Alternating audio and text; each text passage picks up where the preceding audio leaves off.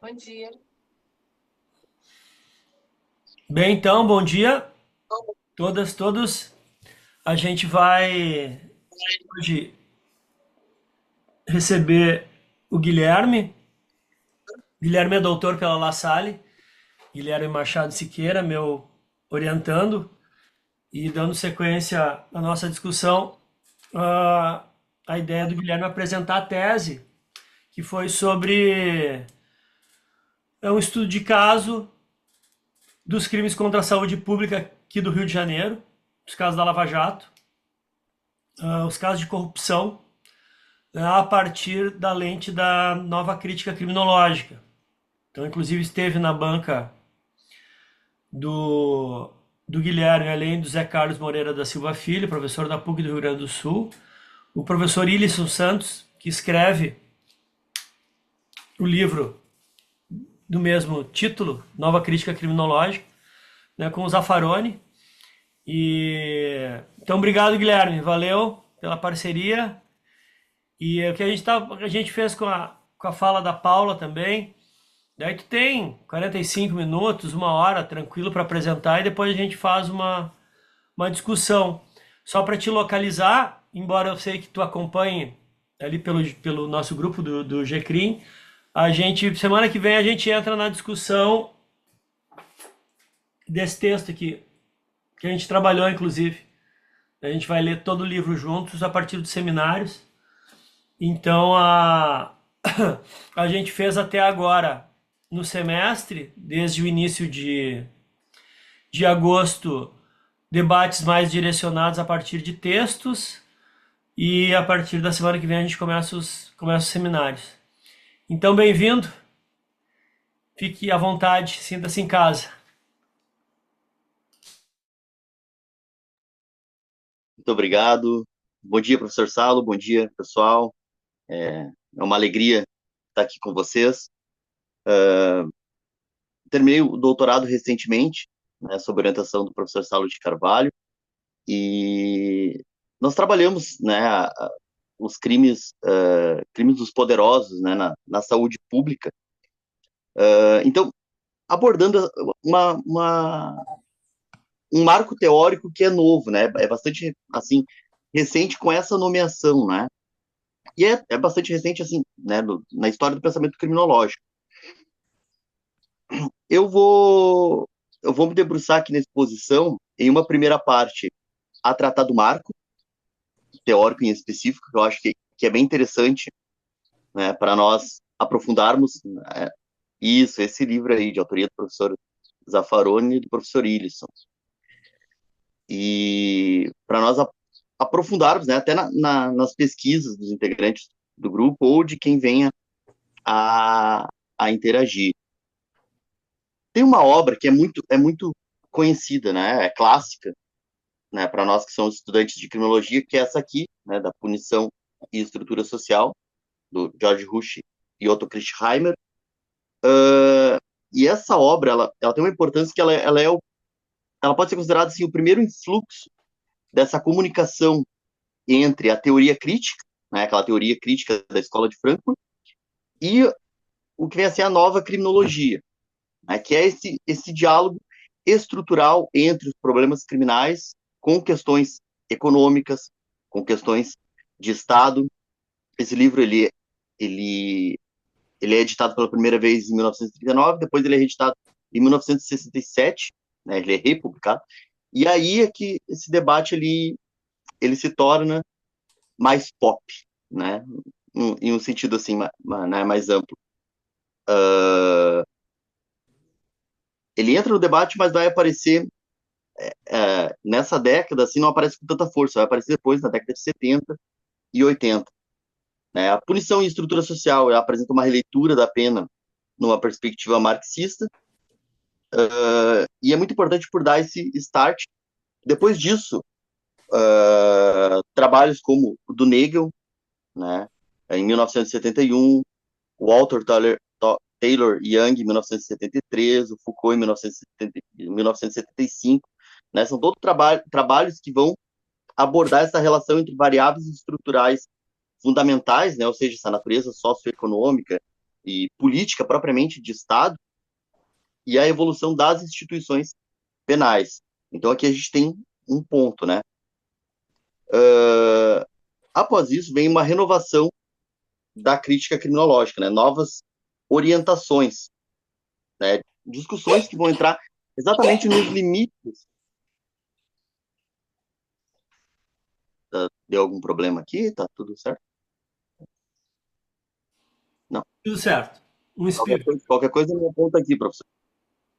Então, a partir disso, ali na década de 70 e 80, começa a se ampliar o objeto de estudo, né? Passa a se estudar crimes de Estado, né? Com Chambliss, atos de genocídio, né? Apontado pelo Nagel em um texto de 1971. Depois o Morrison vai trabalhar isso, o Wayne Morrison vai trabalhar com mais profundidade em um texto que é traduzido para o espanhol em 2012. Os crimes de economia, né?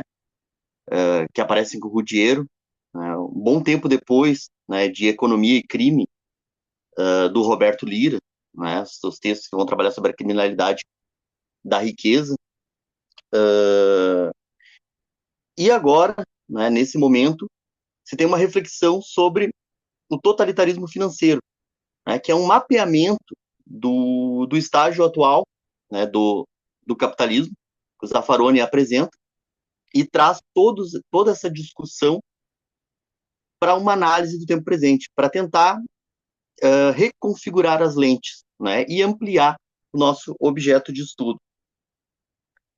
Vamos trabalhar com condutas que produzem danos sociais em ampla escala e produzir uma reflexão, então, epistemológica acerca dessa ampliação, né? É uma renovação da crítica que parte de provocações que indagam posições político-científicas frente às violências históricas realizadas tanto por prática de Estado como por práticas de mercado, né, de economia, que acabam sendo tratadas como questões naturais, né, que são naturalizadas, e aí toda a produção de dano, a vitimização, acaba sendo considerada como algo secundário, né, que nem passa pela observação criminológica, tendo-se aí um silenciamento. Então, esse é o ponto que o Wayne Morrison vai trazer na obra dele em 2012, que até o Zaffaroni vai fazer um texto muito... isso, Criminologia, Civilização e Nova Ordem Mundial. Um texto de abertura do Zaffaroni, do professor Zaffaroni, que vira, né, um artigo com reflexões muito interessantes sobre, sobre como que se dão essas cognições, as interpretações globais acerca do fenômeno criminal. O texto de abertura do Zaffaroni vai fazer uma revisão, né, da obra do Wayne Morse, e ele vai fazer uma proposição, né, do que nós fazemos tendo, né, tendo a percepção de que a criminologia se manteve em silêncio diante de atrocidades. Né? Há que se ter uma proposição aqui, né? E aí ele propõe ferramentas de observação para esse tipo de delito, né? Porque se elas são naturalizadas, né, a gente pode interpretar como algo que é neutralizado, né? E aí a gente remete às técnicas de neutralização dos sites IMATSA, né? Que também é bem conhecido, né? No nosso campo. O que o Wayne Morrison faz, né, é retornar, ele não cita o Nagel, né, evidentemente, mas ele retorna um questionamento que é feito pelo Nagel, quando o Nagel olha para as atrocidades do Holocausto, e ele diz, olha, aqui a gente teve, né, a gente conseguiu identificar o fenômeno, o direito penal se dedicou sobre isso, né, para fazer uma verificação ali das questões normativas, e, e todo, toda a atenção se deu no aspecto punitivo. Mas nós não fizemos um questionamento criminológico sobre esse fenômeno, né? A criminologia praticamente tratou o fenômeno do Holocausto como um objeto que não fazia parte do seu campo, né? Então é isso que o Negro vai chamar a atenção dos seus colegas pesquisadores ali na década de 70, e o Wayne Morrison traz agora uh, com a obra Criminologia, Civilização e Nova Ordem Mundial. Esses genocídios históricos, então, eles precisam ser revisitados, né? O Ferraioli vai escrever um artigo em 2013 também pensando essa questão epistemológica, né? Vai trazer exemplos como o Holocausto, como a colonização belga do Congo em 1884, massacre de armênios entre 1915 e 1922, né? Os 3 milhões de mortes em Bangladesh pelo governo paquistanês em 71, mortes no Camboja, massacre de curdo no Iraque, entre outros fenômenos, né? Que a criminologia não menciona e não reflete, né, para os problemas contemporâneos. E aí o Ferraioli vai dizer que é necessário enfrentar esse tema dos danos sociais que são produzidos, né, por atividades de Estado e por atividades econômicas, porque são causados por atores poderosos, e aí implica, né, nesse aprimoramento das lentes. Ferraioli vai tratar também das catástrofes, né, contemporâneas, né, chamando a atenção que nós precisamos ter a memória dos massacres que já aconteceram, mas também perceber que, né, que há um número de pessoas que passam fome, que há um número de pessoas sem moradia, que há um número de pessoas refugiadas, que há uma série de práticas racistas de extermínio de populações, e isso tudo precisa fazer parte do objeto criminológico. Ele cita, por exemplo, hoje no mundo, 800 milhões de pessoas passam fome, 8 milhões morrem por falta de medicamento, etc. Verificar, né, as causas e como as relações de poder se dão para que essa produção de danos sociais e essa vitimização apareça, né, é algo fundamental, é um posicionamento criminológico que se faz imprescindível. E aí nós vamos, então, se debruçar mais sobre essas violências estruturais que representam a produção de danos mais graves do que delitos comuns que são perseguidos pelo sistema de justiça criminal, né? O totalitarismo financeiro do capitalismo contemporâneo, ele, por exemplo, ele conforma uma macrodelinquência organizada, e essa é uma ideia que o professor Zaffaroni e o professor Idilson vão trazer, né, muito forte, e isso aparece em um livro do professor Zaffaroni chamado Colonização Punitiva e Totalitarismo Financeiro, né, em que vai se dizer que o capitalismo contemporâneo ele vai trabalhar com essa macrodelinquência organizada do norte global, né, que para preservar o seu poder hegemônico produz macro danos sociais no sul global, né? Então, além de, de, de questões que às vezes nos parecem muito comuns, né, até como a corrupção, né, a gente pode enxergar a corrupção de uma forma isolada, como geralmente se faz, e esse é o problema, né, porque a gente olha a corrupção como um ato atomizado, e aí é que vem o discurso moral muito forte, né, do sistema punitivo, e aí nós encontramos apenas respostas que são de, de incidência penal, né, sem verificar toda a questão estrutural por trás disso. Então, além de fenômenos como a corrupção, né, é preciso questionar comportamentos que são lícitos, que se dão dentro do campo, né, da ilicitude, como os que vão produzir desastres socioambientais, e aí a gente tem a criminologia verde, né, fazendo um papel muito importante, mas a gente tem outros fenômenos, como a gentrificação, né, que não passa pelo olhar criminológico, né, que é a exclusão das pessoas cada vez mais longe dos centros. Em Porto Alegre isso é algo muito, muito evidente, né, há uma série de ações de desocupação e aqui do centro da cidade jogam as pessoas cada vez mais para longe, né, para a Zona Norte, que é exatamente a região onde foi alagada recentemente, né? Então, inclusive um prédio do Ministério Público, que as pessoas estavam morando há muito tempo, né? Houve a desocupação, o prédio segue ali parado, não dão destinação nenhuma, e as pessoas vivem lá naquela situação de miséria em um lugar que ficou completamente embaixo d'água. Né? E onde está o olhar criminológico diante disso? Então, é preciso olhar para a gentrificação, né? Essa produção de danos sociais que é produzido pelo Estado, né? Com violência. É preciso olhar para a crimigração, para a privatização da segurança pública, para as políticas de vitimização indígenas, e aí tem um texto do professor Salo de Carvalho, com Góes e Veis, né, que é um texto bem importante sobre o tema, criminalização dos conflitos agrários, exploração midiática da atividade policial, assédio moral organizacional. Tem um trabalho do Guilherme Venturim, uma dissertação de mestrado, que foi produzida na Universidade de La Salle.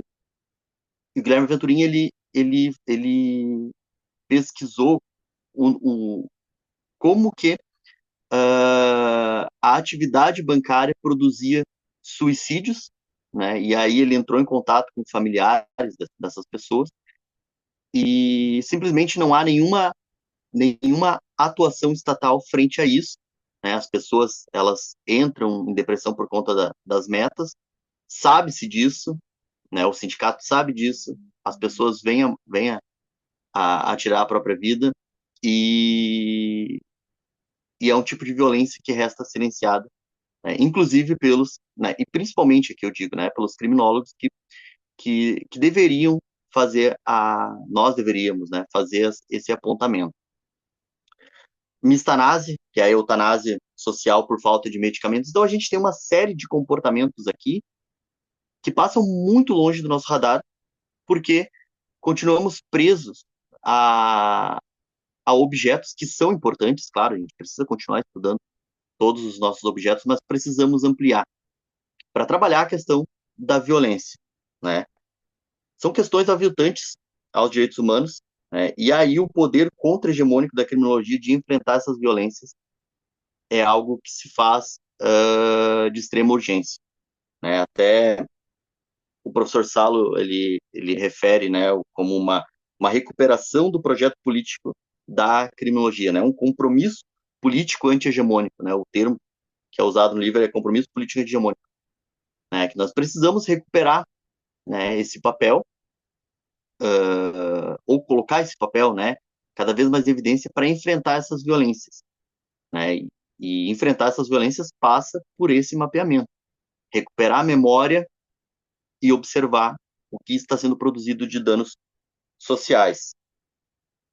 A aceitação indiferente aos danos sociais, né, acaba sendo uma espécie de banalidade do mal, aqui para usar um termo da Hannah Arendt, que no contexto tardo-colonial ele pode ser explicado pelo racismo constituinte de países periféricos ou coloniais, né? E aí a gente tem uma série de autores como Quijano, Dussel, Volkmer, né, que vão e agora, né, que vai ser lido, né, nos próximos seminários, né, professor Sal, né, do Alarie, do Codino, né, e do Alarie, e isso, esse livro aí, do Alejandro Alarie e Rodrigo Codino, que vão tratar da questão da colonização, né, e como que o sistema de justiça criminal ele integra um projeto colonial, as produções de danos que se dão na região sul são produções de danos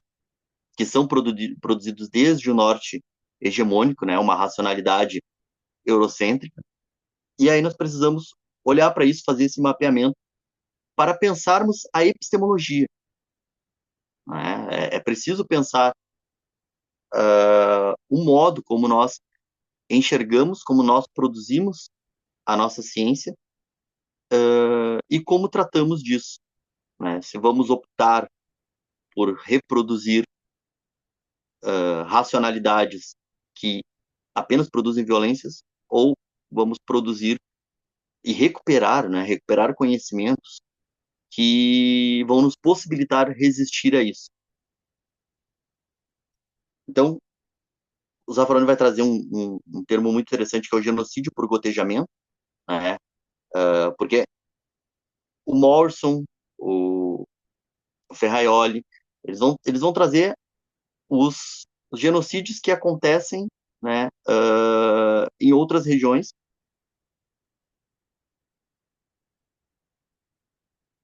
e em outros momentos históricos, chamando a atenção que a criminologia tem que ter uma memória para né, para essas atrocidades históricas. E o Zaffaroni vai fazer uma reflexão de que esses genocídios eles seguem em curso, só que eles ganham uma nova roupagem.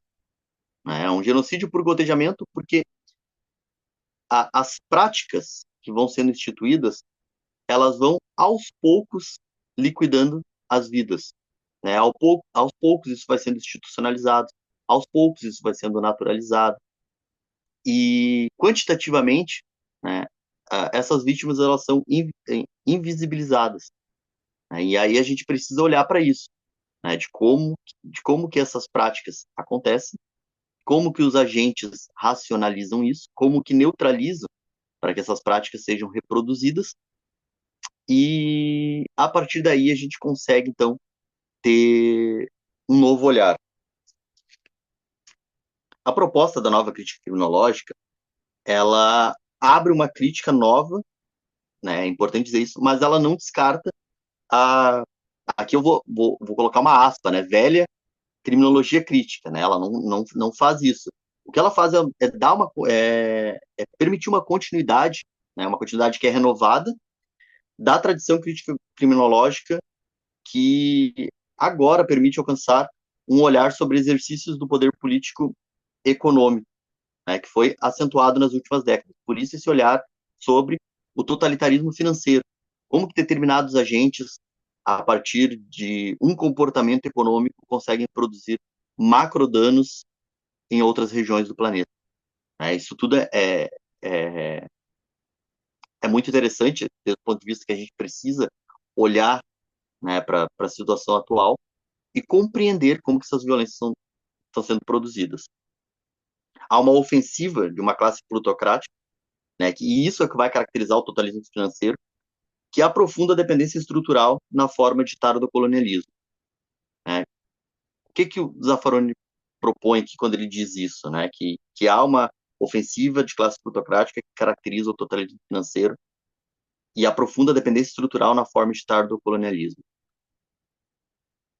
A gente teve períodos coloniais, né? Houve um colonialismo originário, em que as expedições faziam a exploração, se instaura o poder punitivo na região, né, até mesmo para garantir, para liquidar formas de resistência e para garantir, né, essa consolidação da propriedade. E continuamente, né, olhando com uma perspectiva histórica, nós percebemos que é possível perceber que essa colonialidade ela permanece. Né? E aí isso se dá de maneira estrutural por determinados interesses que conformam uma classe muito poderosa. E aí aqui, por classe, eu não refiro a agentes específicos, né? Mas a estados, sedes e a atores que são muito poderosos a ponto de que determinadas decisões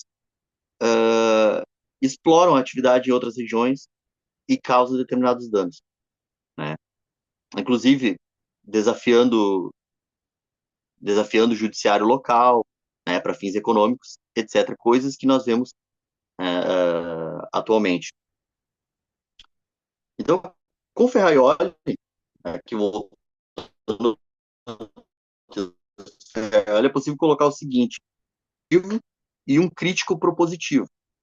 Em primeiro lugar, a análise criminológica se debruça sobre diversos crimes de poder, estudando seus tipos, causas estruturais, redes complexas de cumplicidade, conexões e mecanismos que eliminam os crimes dos poderosos do horizonte da política.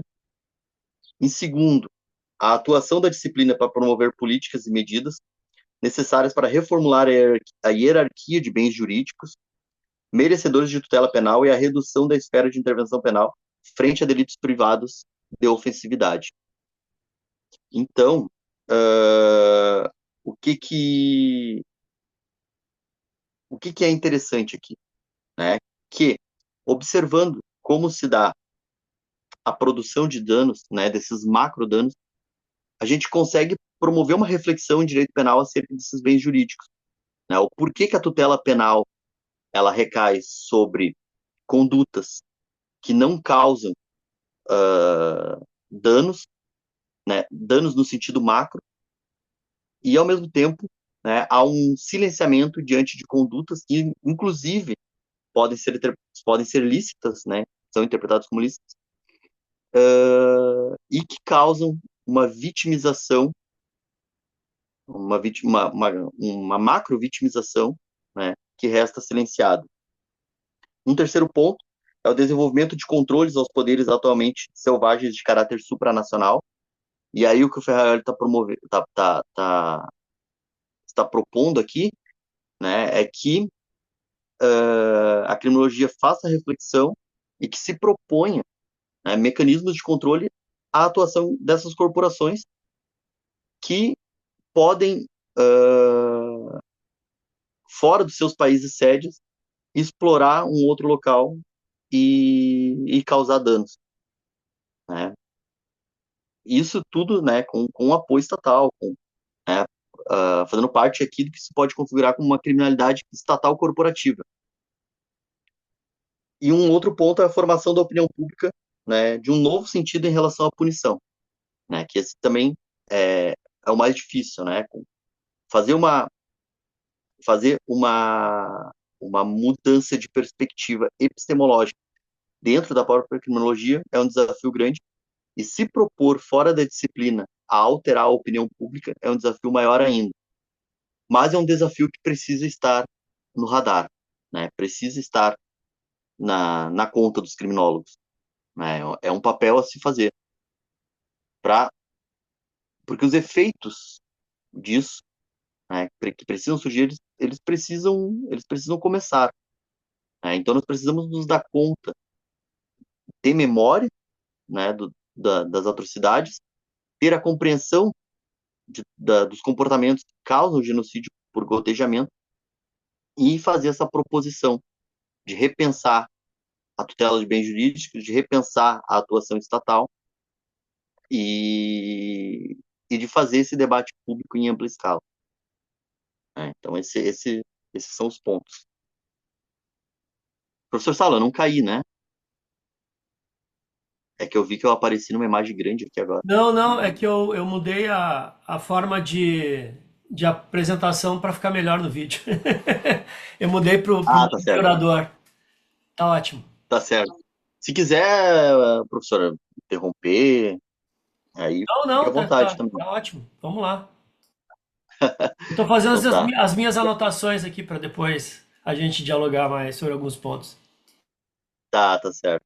Então, aqui é o ponto, então, da nova crítica criminológica, né? Em si, como uma possibilidade de ampliar o objeto, né? Eu acho que até aqui é, é claro, né? Os crimes dos poderosos vão ser uma categoria, né, dentro da nova crítica criminológica, né? Porque todas as condutas que produzem macrodanos, elas são produzidas por, por agentes que detêm um poder. E aí aqui o sentido de poder ele é muito controverso, né? Porque a gente pode usar o poder num sentido estrutural, num sentido marxista, a gente pode usar o poder num sentido pós-estruturalista, né? Os Foucaultianos trabalham muito com isso. Eu usei na pesquisa de tese uma, uma, uma explicação, e eu acho que é formulada pelo autor, pelo David Friedrich. Friedrich. O sobrenome é alemão, mas ele é um estadunidense, então eu acho que se pronuncia assim, Friedrich.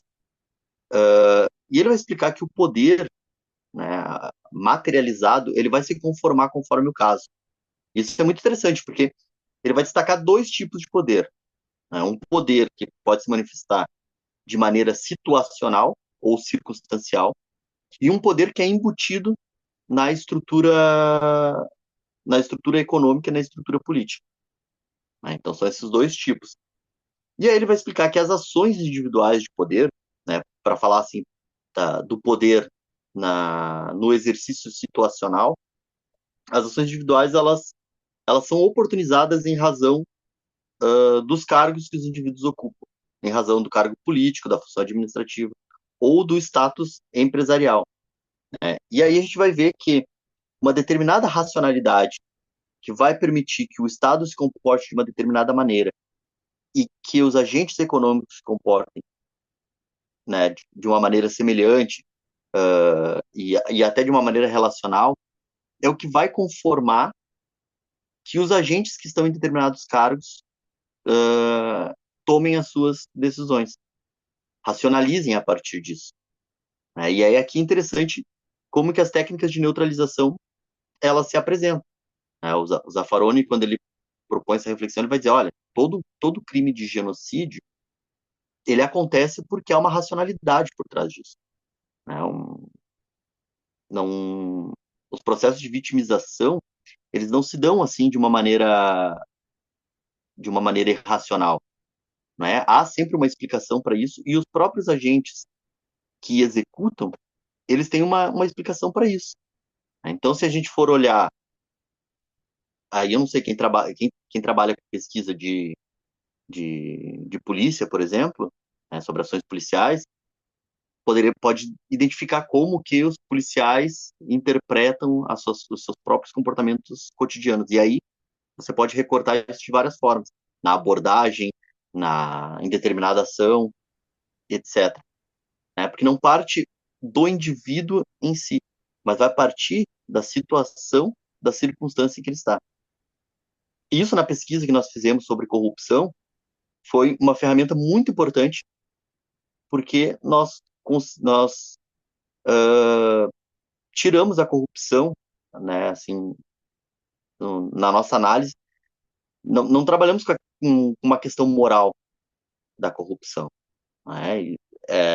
Esse tipo de abordagem, até ela é muito interessante porque ela elimina essa possibilidade de olhar, né? Que é um olhar que vai trazer uma carga valorativa vendo o direito penal como uma solução.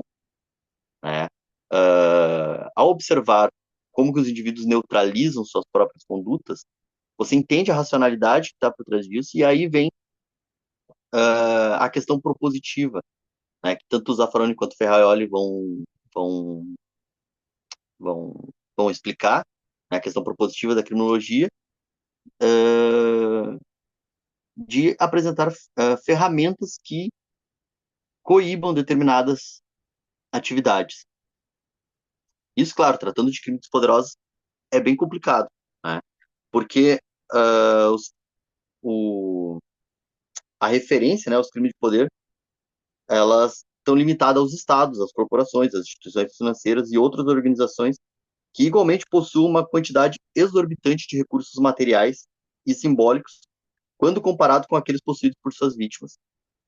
Né? Então, fazer esse controle de poder, ele tem uma certa dificuldade, mas a criminologia precisa fazer essa proposição, né, para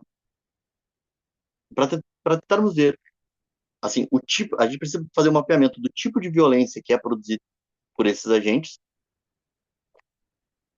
e, ao mesmo tempo, verificar se a solução que é dada é uma solução menos violenta, ou se é uma solução que produz mais violência. Entende? Então, aqui é, é que é um ponto bem interessante para se trabalhar com a questão do poder. As habilidades individuais de comando, né, elas são autorizadas ou suprimidas a partir de posições sociais estruturalmente estabelecidas. Então, isso quer dizer que os agentes, eles não são poderosos por si mesmos, né, mas são as situações que viabilizam os seus exercícios. Por exemplo, se eu questionasse para vocês, se o presidente da República é um agente poderoso, né? Talvez a resposta fosse sim, né, por alguns. Mas analisando, né, aqui a explicação, né, do David Friedman de como que o poder ele se manifesta por uma distância de recursos materiais simbólicos, né? Um presidente da República ele não tem esse tamanho poder, porque ele está investido em um cargo que aí sim tem, né? Porque na figura do Estado vai haver outras possibilidades, certo? O cargo de presidente, né? O cargo pode permitir, né? Determinadas tomadas de decisões que se tirar o indivíduo de lá, ele não pode mais, né? Então aqui fica bem claro. A mesma coisa acontece com um CEO, né, de uma grande corporação. Por mais que ele existe CEOs, né, que recebem remunerações acima de 100 milhões de dólares, né? Por exemplo, no caso da pandemia, né, chegou a, deixa eu ver aqui na tese, no texto. Então é um dado bem interessante isso.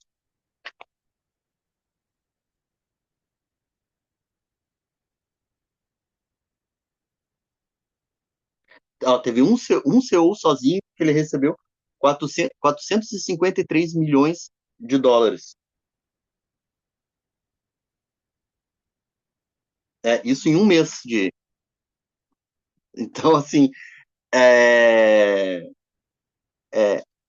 a gente poderia interpretar esse agente como um agente poderoso, né?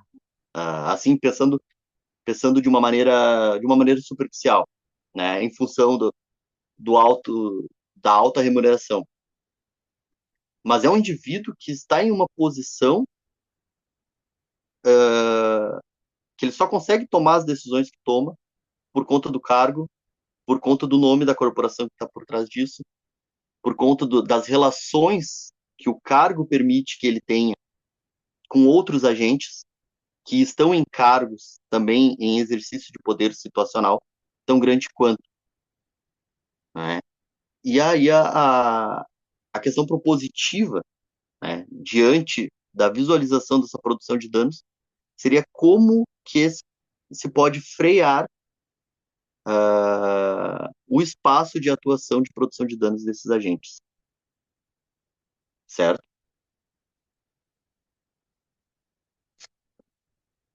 Então tá, por aqui a gente vai, distribuidos poderosos.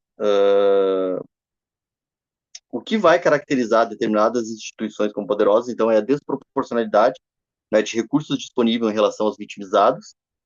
No modo como são estruturados os danos sociais, é que observa-se que os poderosos utilizam arranjos econômicos e políticos para a institucionalização de partidos, norm, de, de práticas, né, de práticas que vão passar por uma relação, né, entre diversos agentes, normalizando a vitimização como custo de fazer negócio e os danos coletivos como efeitos colaterais.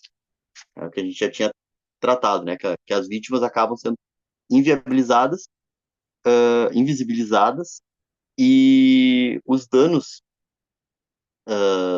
sociais, os danos sociais produzidos, eles são encarados como algo que é mero reflexo daquela, daquela atividade, né? Por exemplo, se há um grande número de mortos, né, por falta de respirador, é porque não houve a possibilidade de compra em tempo hábil, e essa compra pode ser explicada pela lei da oferta e da demanda, né? Um sentido muito simples aqui, né? Falando sobre isso. É uma racionalidade que vai tentar justificar. E os agentes que vão estar atuando dentro dessa racionalidade vão neutralizar as próprias condutas a partir disso, né? Um governador que não compra, que não compra, que deixa de comprar, né, medicamento ou respiradores por conta do preço, ele pode justificar, né, uma questão de utilidade pública para isso, ao mesmo tempo que o fabricante vai justificar a questão do lucro, ou se é comprado superfaturado, né, se é possível ali uma justificativa também por conta da racionalidade econômica.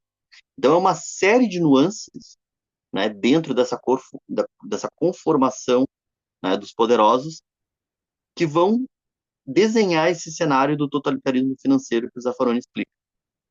Né? E aí aqui a gente vai ampliando o nosso objeto de estudo para observar, inclusive, essas práticas econômicas que são lícitas. Né? E aí tem um livro bem importante do Vincenzo Ruggiero, que se chama Crimes de Economia.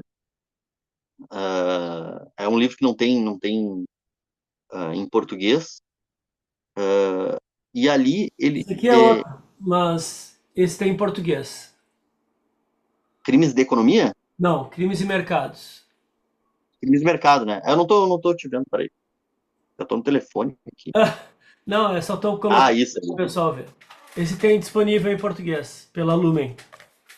Embora esteja esgotado. É, a discussão que ele propõe lá no crime de economia é um pouco diferente do crime de mercados, porque no crime de economia ele faz uma análise de como que os economistas vão justificar práticas que produzem danos, né? E essas práticas elas vão ser naturalizadas, né? Porque há uma base científica para isso. Né? Então a base científica aqui é o que neutraliza a racionalidade desses agentes. Né? Um, um economista dificilmente ele vai tratar o dano como algo importante. Né? O dano vai ser o resultado de uma escolha, né? E aí tem nuances da própria ciência econômica para isso.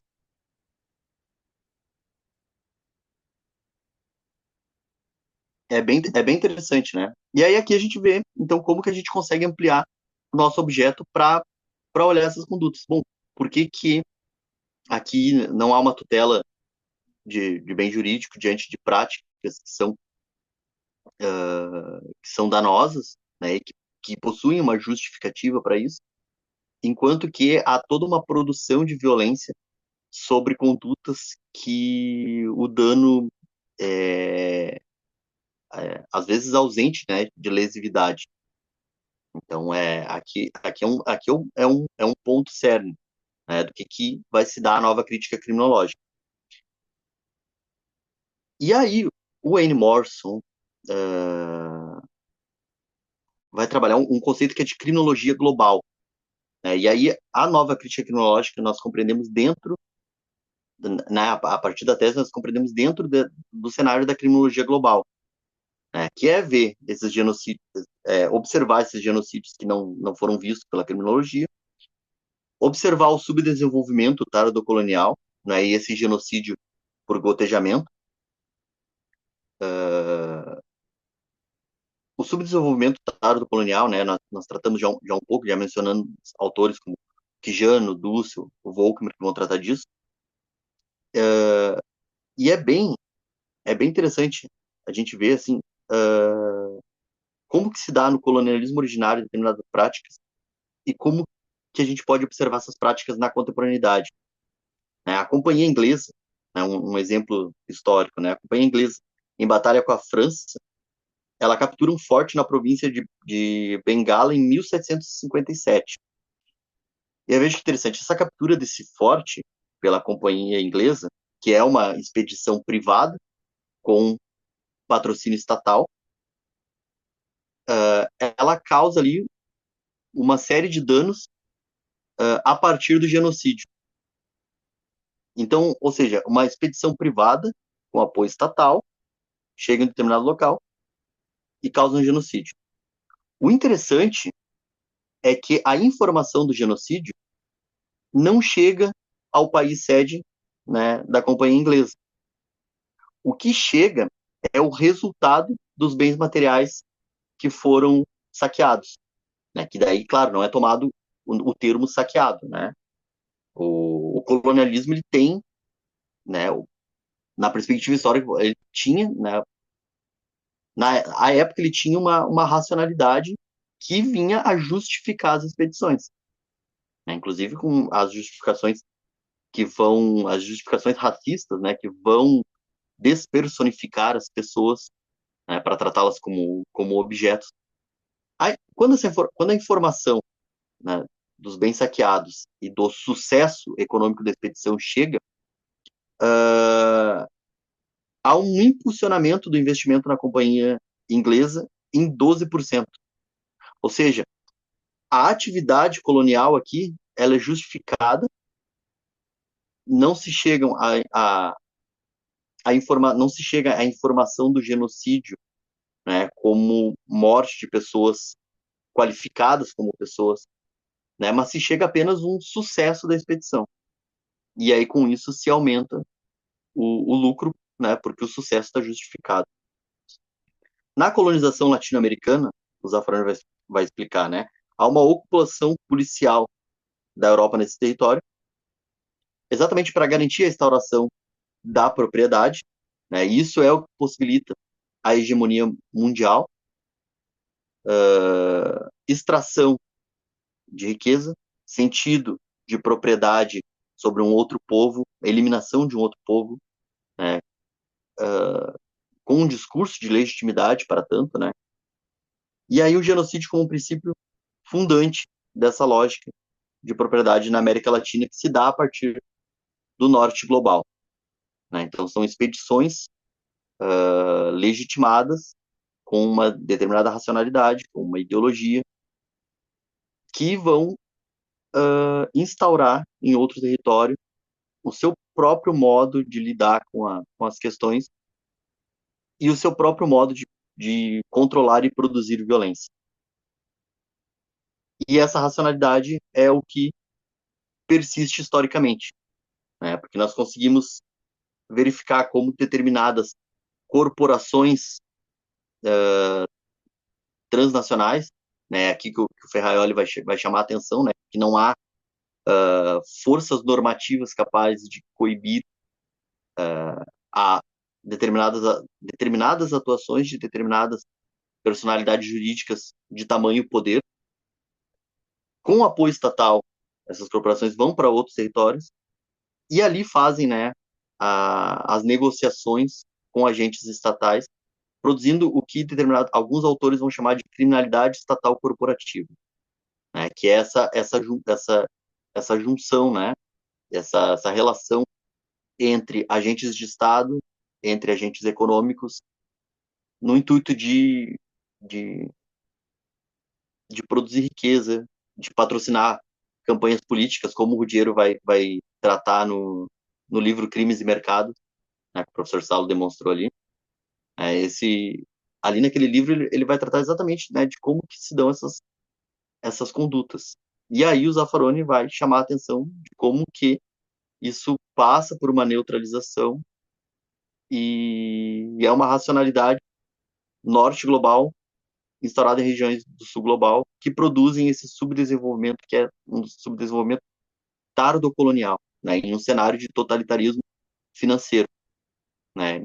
E o totalitarismo aqui ele consegue se justificar como totalitário mesmo, né? Porque não há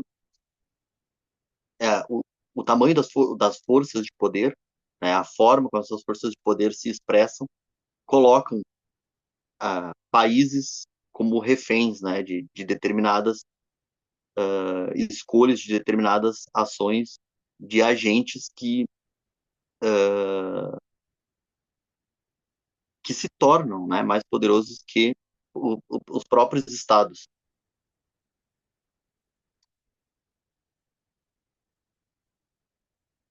Então, a dominação configura a colonialidade global e vai instituir essa racionalidade, né, capitalista moderna. O genocídio por gotejamento acaba sendo visto como o mais notório efeito de subdesenvolvimento que vai condicionar a realidade do poder colonial.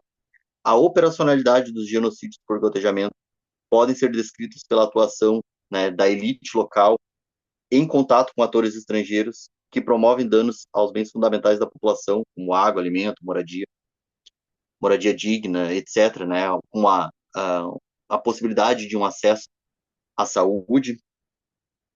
E a criminalidade global aqui, né, ela é vista como sistêmica, né, ela segue um traço colonial e decorre da racionalidade moderna eurocêntrica. E o poder punitivo ele vai possuir, né, essa lógica colonial para garantir a propriedade e, inclusive, né, com a produção do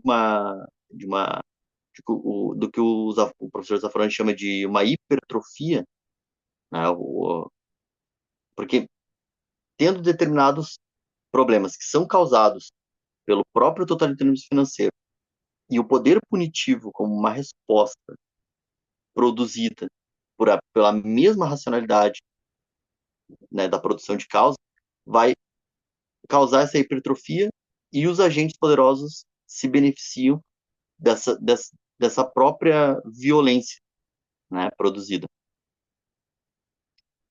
E aí o objetivo estratégico mais imediato da criminologia acaba sendo essa resistência ao poder punitivo, né, como propõe o professor Ferraioli, né? A gente precisa pensar em mecanismos para isso. O Zaffaroni também vai propor o mesmo, né? São práticas de resistência que precisam ser recuperadas frente a esses poderes. E a gente precisa, então, ter essa percepção, né, de ampliação do objeto a partir da nova crítica criminológica e a partir de uma racionalidade de criminologia global. Eu entro na tese agora, professor Saulo, como é que está o tempo? Quer falar alguma coisa? Não, acho que a gente pode entrar, só o pessoal que não viu, eu disponibilizei os textos aqui no chat. Então tem o texto do Nigel, que é de 1971, está publicado em português na Revista de Direito Penal, do professor Fragoso, o primeiro volume, eu acho, ou o segundo. O livro do Morrison também está aqui em PDF, a versão em espanhol. E os dois textos, o do Zaffaroni e do Ferraioli, comentando o Morrison, que são textos primorosos, né? Então está disponível aqui para baixar. E agora a gente aplica isso no estudo de caso. Maravilha.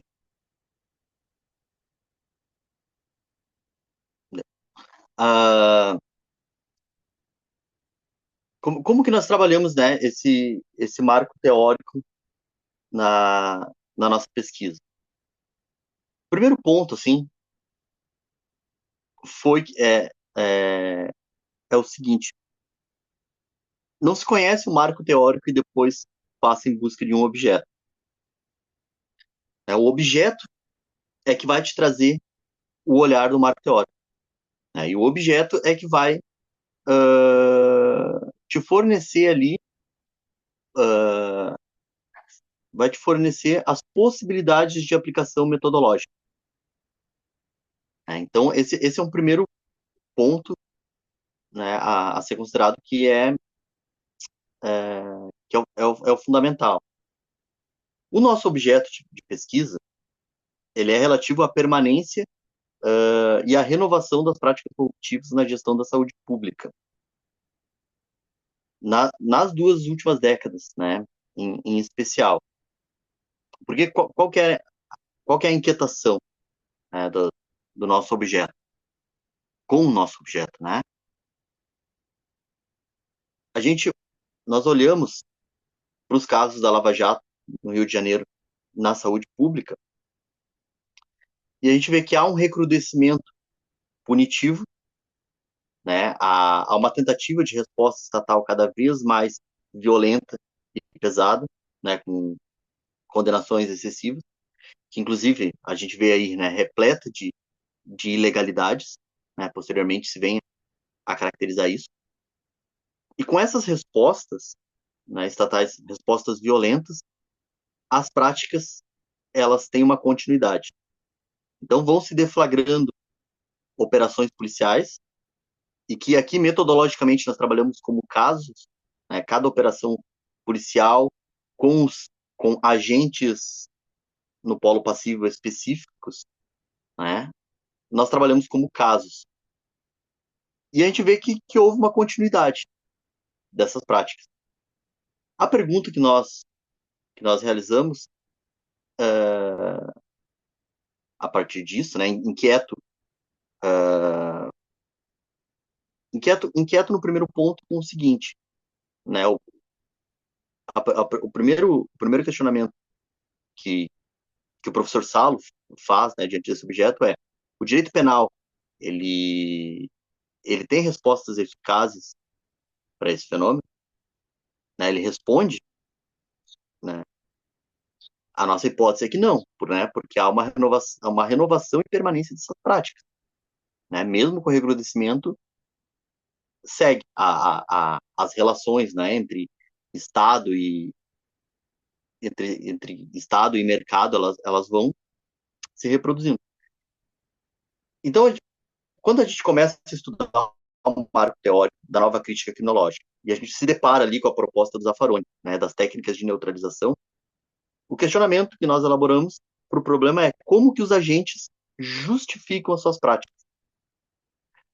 Porque é a partir dessa observação de como que os agentes vão perceber as suas próprias condutas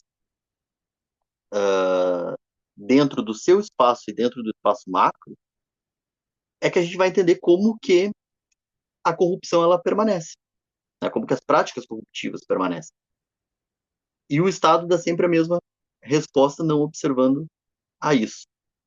Então, a nossa hipótese, bom, eu falo da hipótese e da confirmação da hipótese ao final. Eu vou tratar aqui do método, né?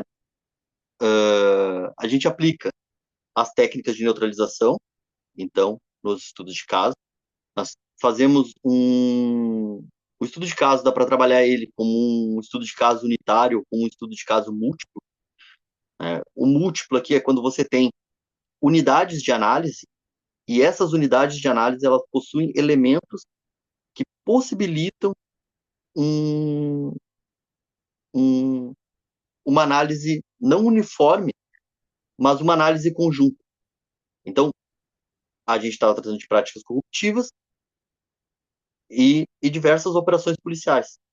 Então, essas operações policiais conformam as unidades, a gente tem os elementos intracasos, que são, que são os documentos, né, a denúncia, os vídeos, porque como se tratou de agentes que possuem uma, uma notoriedade midiática, né, o ex-governador do Rio de Janeiro, o ex-secretário de saúde do Rio de Janeiro, empresários, né, que já haviam aparecido na mídia anteriormente, inclusive pela questão da máfia das próteses, vêm aparecer novamente, mas não se manifestam em público. Acho que tem uma questão até empresarial para isso, né, que é bem interessante, uma questão econômica, né, para a permanência da empresa, a continuidade, né, da empresa sem macular com a imagem dos agentes. E a gente vai trabalhando essas unidades de análise, verificando como que os elementos nos apresentam a racionalidade dos indivíduos frente aos casos. E a gente aplica lá as técnicas de neutralização, que são dispositivos linguísticos, né, que vão permitir que os indivíduos eles permaneçam vinculados a uma racionalidade dominante, né, justificando os comportamentos que são contrários a essa racionalidade. É interessante, né, essa perspectiva. E aí, quando nós vamos ver, eu vou pedir com licença para vocês, que eu vou aqui, eu estou com a tese impressa, e eu vou pegar alguns trechos.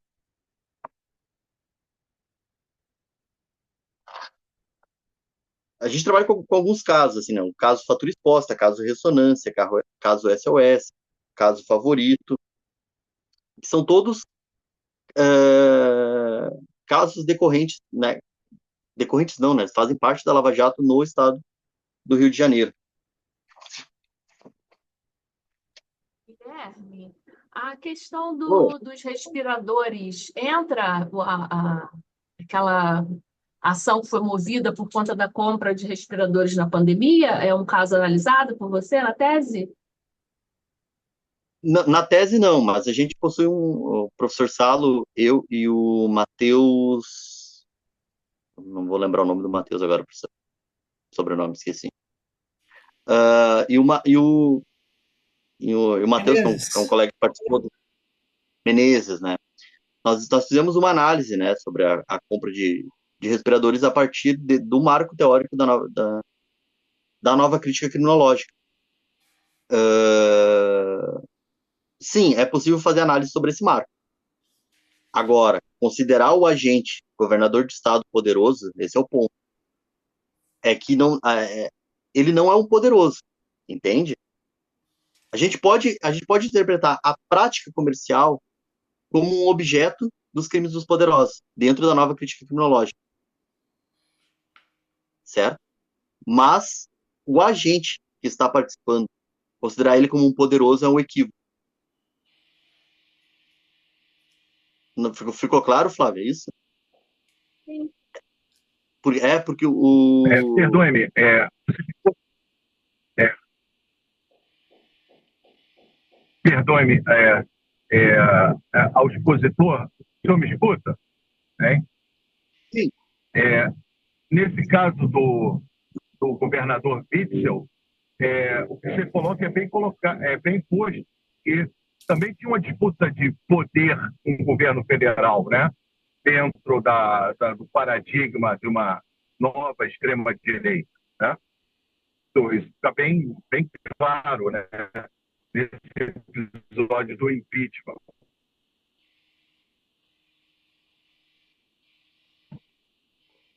Não sei o tudo, perdoe. tá. Desculpa, não. Acho que está falhando o Marcelo. Perdoe, é que eu estava dentro do túnel. Não, eu estou falando no episódio do governador, do Witzel, isso que o senhor coloca, né, que tem né, ele não é o poderoso, porque tinha uma disputa de poder também, né, nesse caso específico, né, com a figura do governo federal, né, entendeu? Dentro desse novo marco, dessa extrema-direita, né? Sim, Compreenderam? sim, não, sim, sim, entendi a pergunta. Esses cargos, né, os agentes, aquela explicação dele do David Fritz, né, o poder situacional e circunstancial, ele é exercido dentro de determinados cargos, né? Agora, há um poder que é embutido na economia política que vai conformar determinados comportamentos dos indivíduos, né? Esse é um ponto importante, sim. E aí, na produção de macrodanos, né, esses comportamentos eles têm uma racionalidade que é, que é produzida pela que é produzida assim no campo que vai conformar os poderosos. Entende, Marcelo? Porque os agentes em si, óbvio que eles vão estar fazendo disputas de poder. Mas agora, se eles vão produzir macrodanos, né, a partir de uma racionalidade de poder que está embutido na lógica político-econômica, aí é uma outra questão. Não, entendi perfeitamente, entendeu? E é aquilo também que o Zaffaroni coloca, né? Vulnerabilidade por perda de poder, né? Também, né? Que é uma das hipóteses, né? Que ele trabalha na seletividade, né? Criminalizante. Né? Não sei se eu estou errado ou não. Né? Sim, sim.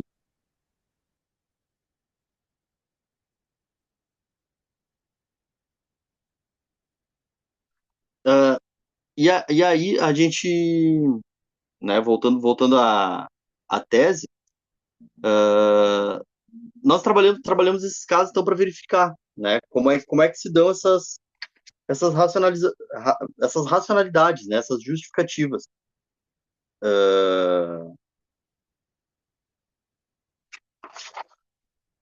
Sykes e Matz, eles propõem uma tipologia. Eu não sei se vocês têm contato com essa teoria, mas eles vão propor a negação da responsabilidade, a negação do dano, condenação dos condenadores E verificando ali como que os indivíduos justificam, quando o magistrado pergunta, por exemplo, sobre a destinação sobre a instauração, né, de um percentual sobre os contratos, há uma justificativa para isso, né? Não é que simplesmente o, o indivíduo deliberou sem pensar nisso, né? São práticas que são naturalizadas e que possuem uma natureza econômica para isso, né? Toda forma como a relação entre os agentes econômicos e os agentes políticos e administrativos se conformam está em uma racionalidade que é praticamente naturalizada, né? Como que os indivíduos chegam, quando o secretário de saúde explica, né? Como que ele chega a esse cargo? Ele dá um detalhe, um detalhamento, né? De que a relação com determinados empresários começa cedo, e isso não é um caso dele, né? De que há patrocínios para congressos, então, são coisas pequenas, ó, patrocínio para congressos, né? Isso vai estabelecendo determinadas relações que vão ter benefícios econômicos e que é muito natural dentro desse campo. Há uma criação de caixa para patrocinar futuras posições políticas, né? E essas futuras posições políticas elas vêm com uma promessa de continuidade das relações econômicas.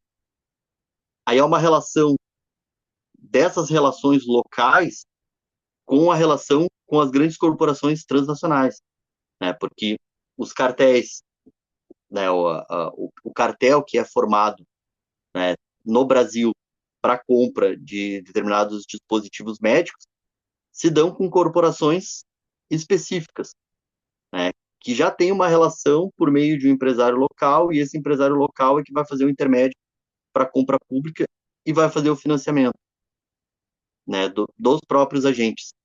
E aí esse percentual vai entrar exatamente na conta da possibilidade dessa continuidade, né? E isso a gente faz uma análise mais ampla na tese que a gente vai fragmentando.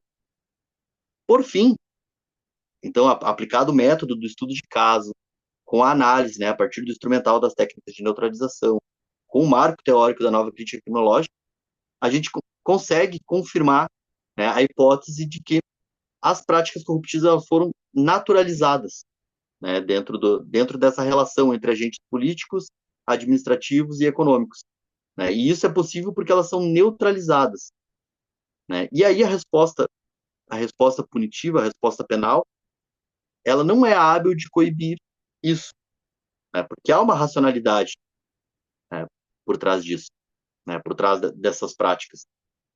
Então é necessário repensar, né, para reduzir, né, a questão da incidência da violência penal, que vai focar apenas em condutas atomizadas, né? Quando se trata de temas como corrupção, o que se vê, né? Se vê apenas aquele agente.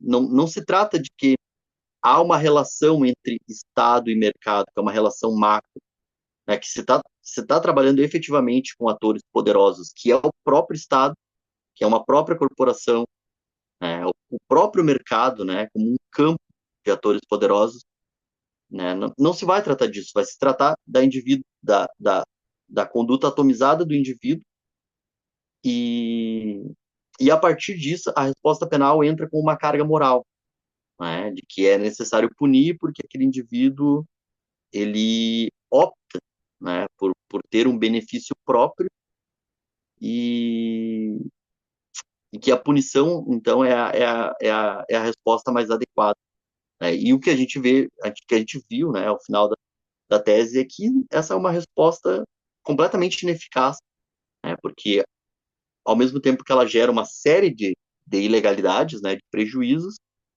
ela também não colabora para a recuperação de valores ou para evitar que essas práticas permaneçam e se renovem, né, dentro desse quadro.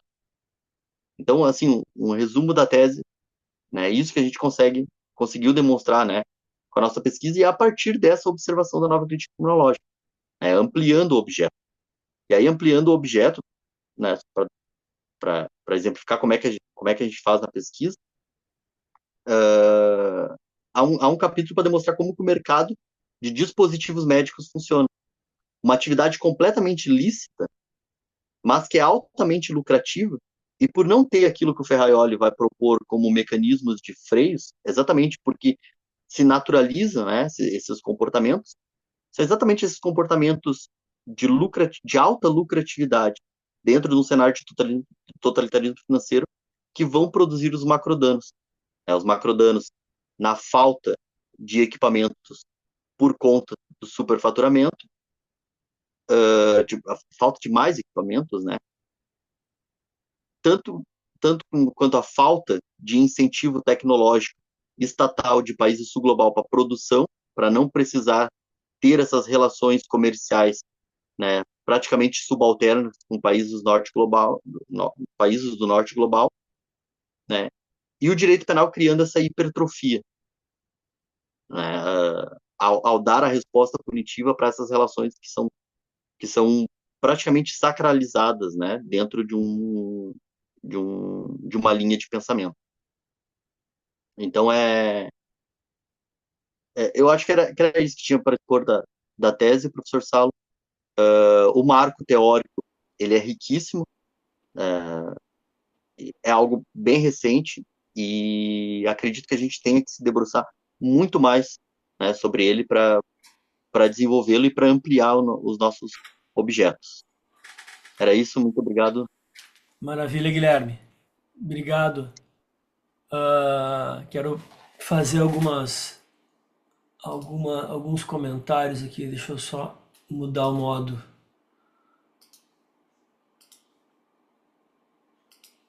Ué.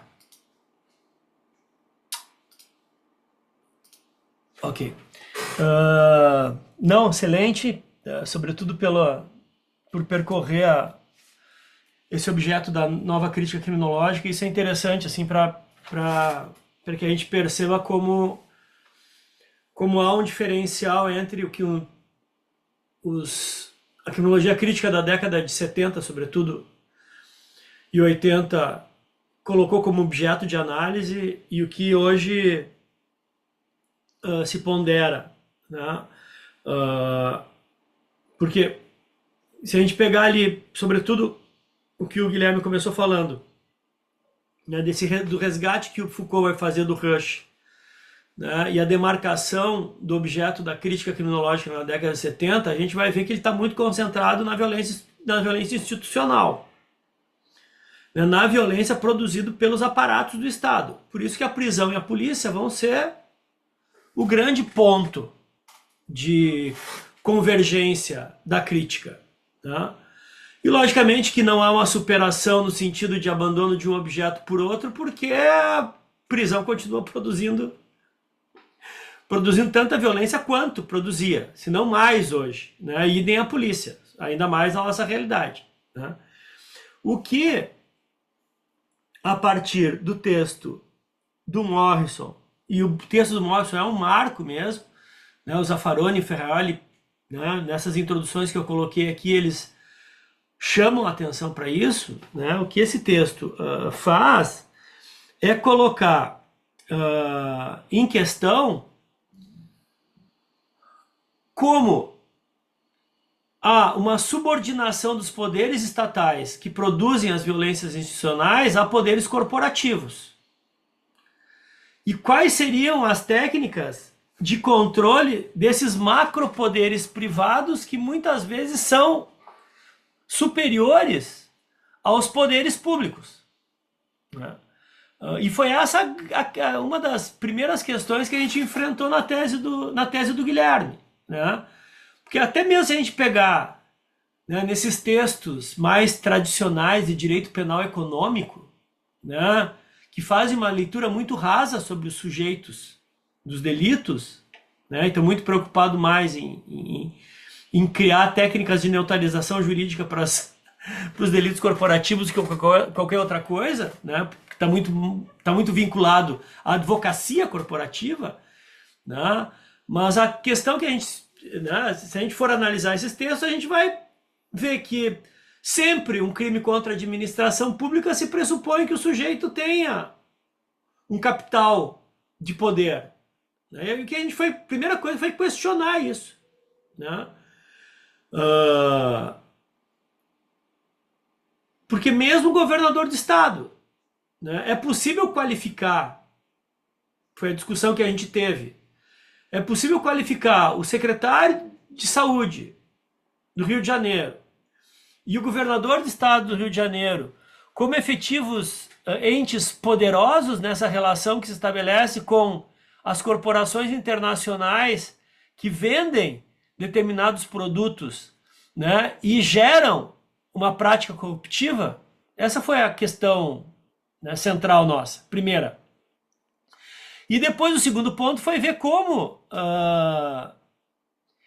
esses agentes nacionais colocados em posição de poder, e essa é a questão que o Guilherme trouxe muito bem, né, e isso é situacional, né, esses sujeitos colocados nessas situações de poder justificam a continuidade de práticas corruptivas, né?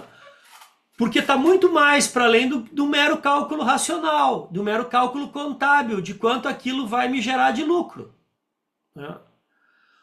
E daí isso a dissertação pegou muito bem, e provavelmente na próxima revista do IBC Crime o artigo vai sair. Se não sai nessa, sai no final do ano, né, que é um artigo nosso, resumindo alguns pontos da tese do Guilherme, né? Então a gente, né, foi para os depoimentos, a gente foi para as delações, a gente foi para as entrevistas para ver o que o Sérgio Cortes, que era o secretário de saúde, e o Sérgio Cabral, o governador do estado, referiam sobre essas práticas corruptivas. E a primeira questão que apontou, e daí isso vai ser reproduzido em uma série de outros casos na Lava Jato, é o seguinte: o mercado sempre funcionou dessa forma. Se eu não realizo esse tipo de prática dentro, a coisa pública não anda. Eu não consigo comprar, por exemplo, no caso, próteses, se eu não operar dessa forma. Operar dessa forma como? Dando preferência de mercado para uma determinada empresa, ou seja, fraudando a concorrência, e estabelecendo percentuais sobre esses valores, não só para o agente que está no topo da pirâmide, mas para toda a estrutura das secretarias. Se não for desta forma, não vai ter licitação e vai faltar produto. Esse é o primeiro bloco de justificativas. E o segundo bloco de justificativas, que é bastante interessante, né, é que é o seguinte: bom, mas nós estamos comprando produtos superfaturados, mas são produtos de qualidade. O que se quer? Que a gente compre produto de baixa qualidade só porque é para o SUS? Que é um paradoxo interessante que a gente viu em determinados momentos. Ah, então tá, porque é para o SUS eu não posso comprar a prótese de última geração. É isso que vocês estão me dizendo? Então eu tenho que necessariamente comprar um produto de valor inferior e de qualidade inferior porque é para a população em geral? Sim, mas se é um produto de mais qualidade, então eu vou ter que pagar mais. Bom, isso são dois elementos, né? São dois elementos assim que agora que me ocorre, né? O primeiro, da continuidade da prática do mercado, e isso em vários crimes, sobretudo que relacionam mercado, a gente vai ver, né? Se eu não pagar propina para tal agente, não é tal agente, para tal função, para tal cargo, independente da pessoa que esteja lá, né? E outra questão da qualidade, outra questão da entrega do produto, né? E um pouco também... interessante. Oi. Não, é interessante que tem um ponto do depoimento que o magistrado diz: não, mas eu sei que foi eficiente. Aí reconhece a eficiência da gestão dos indivíduos porque eles inauguram hospitais, né, com equipamentos novos e tudo mais, mas por conta da relação comercial, né? Claro, mas daí o que a gente vê? É uma prática comercial que, se não fosse relacionado com o Estado, se não fosse Estado ali, naquela relação comercial, estaria tudo justificado. Inclusive os ganhos dos sujeitos intermediários, porque é assim que o mercado funciona. O mercado premia, né? É o secretário de saúde pública que está trazendo o negócio. Se eu estou trazendo esse negócio, eu vou ser beneficiado com um bônus. É assim que funciona no mercado privado. Né? Em qualquer relação comercial. Né? No meu escritório, se um outro colega trouxer um cliente, eu vou trabalhar, mas eu vou premiar o colega com uma porcentagem por ter trazido o cliente, pela captação. Isso é normal. Tá tudo ok. Né? Inclusive, eu vou pagar ele, eu vou tributar no meu escritório e vou pagar ele sem tributação, porque, inclusive, na estrutura tributária está organizado dessa forma. Ele não vai trabalhar, não, mas vai ganhar um bônus, porque trouxe o cliente. Pensa, estou falando das relações mais simples de um escritório de advocacia. Né? Bom, quanto mais cliente ele trouxer, né, o sócio que trabalha comigo, mais ele vai gerar para o escritório e mais bônus ele vai ganhar. Isso está tudo... Então, essa é a lógica do mercado. Agora, o que muda aqui? É que é um agente estatal, né, que não pode ser premiado. Por quê? Porque ele está numa função pública. Só que o mercado não compreende essa situação. Ainda mais quando, e daí foi um dos vários pontos que o Guilherme destacou na tese, quando esse secretário vem do mercado privado, com uma cabeça do mercado privado, e que ele vai dizer, não, porra, mas eu ganho bônus de empresa de farmacêutica desde que eu era residente, que me pagavam para ir para congresso, que dão brinde dentro do meu consultório para eu dar, que é o que a gente vai no, sei lá, no dermatologista e vai sair de lá cheio de pacotinho de amostra grátis. Né? Por quê? Porque e aquilo ali, e é uma lógica que funciona dessa forma. Né? Então, como essa estruturação de um poder macro se estabelece e condiciona práticas corruptivas no poder público, num poder privado macro, num poder público. Né? E daí isso é desde o estado do Rio de Janeiro, que é um dos principais estados da federação. Agora imagine o que é na prefeitura, né, do interior do Rio Grande do Sul. Né? Como se dão essas relações. Né? E daí eu estou falando de qualquer tipo de empresa. Né? Eu me lembrei agora de um caso de empresa de fornecimento de computadores, uma macroempresa, né, internacional, né? Quem é do Rio Grande do Sul já deve imaginar quem é, fazendo contrato de licitação com as empresas, né, para fornecer computadores para as empresas, para as prefeituras do interior do estado do Rio Grande do Sul. Né? Os contratos vêm prontos. Né? A licitação é feita pela empresa privada, as cláusulas. Né? Inclusive com bonificação dos seus agentes. Né? Mas não passa na cabeça do seu agente que vai ser bonificado que ele não pode dar um bônus também para o secretário lá que está trazendo o caso, porque isso é totalmente natural. Está trazendo o caso, ó, pensei no escritório, que está trazendo o cliente. Né?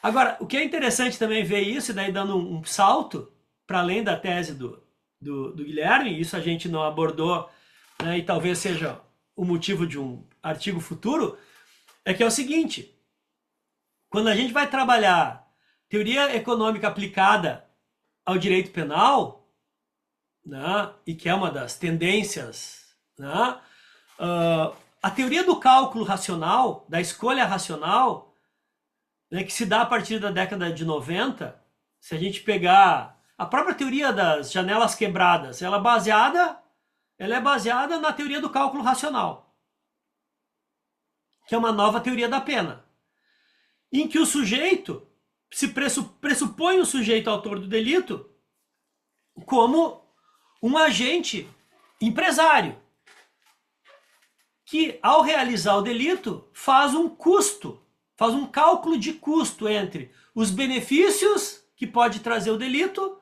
e os danos que pode trazer uma eventual pena. Essa teoria fundamentou toda a nova penologia que vai gerar parte do grande encarceramento nos Estados Unidos e grande parte dos países ocidentais a partir da década de 90.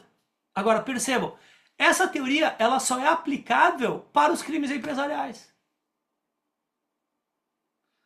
Porque nos crimes empresariais se faz esse cálculo. Tem um cálculo, tem uma gestão da ilegalidade, né? Inclusive embutido no próprio preço do serviço, né? E o que a gente vai ver em várias colaborações da Lava Jato, em vários casos da Lava Jato, né? Então esse é um tema que, né? Inclusive não conversei com o Guilherme, mas estou há horas para conversar com ele, que eu acho um bom tema para um artigo, né? De como essa teoria do cálculo racional, né, ela vem de uma lógica empresarial que para os crimes empresariais funciona. Não vai servir para um crime de homicídio.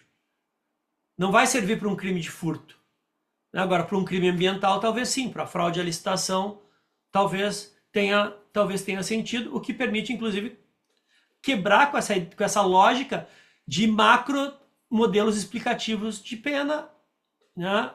Enfim, que daí é toda uma crítica. E daí uma das conclusões que eu acho que isso está no artigo também, está na tese, e que eu acho que é um dos pontos altos da tese do Guilherme, é essa análise de, sobretudo pegando a experiência da Lava Jato, essa fúria punitiva que viola procedimentos para conseguir a maior punição possível, acaba gerando impunidade. Isso parece ser o óbvio da experiência da Lava Jato no Brasil.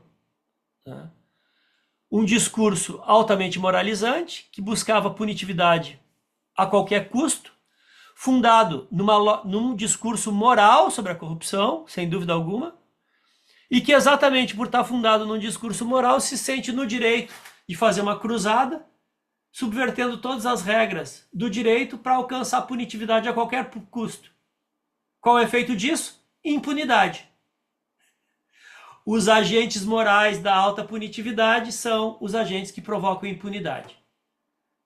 Essa talvez fosse a lição que a gente tinha que esfregar na cara das 10 medidas contra a corrupção do Ministério Público, né? Eles sim não fazem um cálculo racional da violação das regras do jogo para conseguir punitividade, né? Então são questões interessantes. E outra questão daí que é próprio de uma racionalidade liberal, e que daí eu acho que é um dos desafios dessa nova crítica criminológica, é a questão da não atomização da responsabilidade, né? Porque se eu atomizo responsabilidade, né, eu só gero um bode expiatório, né? Daí vira o Cabral, aqui no Rio de Janeiro, que virou um pária, né, cheio de condenação, né, se isola ele e o sistema continua operando da mesma forma. Ele virou um bode expiatório, né, uma espécie de geni que todo mundo xinga, né, todo mundo fala mal, né, todo mundo xinga a mãe, né, e as práticas corruptivas seguem na mesma... Que é um pouco o que se tentou fazer com o Melo no Rio Grande do Sul em relação às enchentes. Não que eu tenha alguma simpatia pelo Melo. Acho que ele é grande, acho que ele é um dos responsáveis, né, pelo que aconteceu. Agora, está longe de ser o único. O problema é, se eu atomizo, eu quebro a cadeia de responsabilidade e só propicio o quê? Que as práticas, por exemplo, de não prevenção em relação a danos ambientais sigam as mesmas, né? Essa foi um pouco a minha questão com as enchentes, e que, né, fui devidamente fritado nas redes quando me manifestei nesse sentido. E daí mais duas coisinhas, né? Eu coloquei o texto do Sykes e do Matza aqui no chat também, que é um texto sobre técnicas de neutralização, que é antigo, mas que serviu muito para a gente analisar os discursos, né, desses agentes da corrupção da saúde aqui do Rio de Janeiro, né?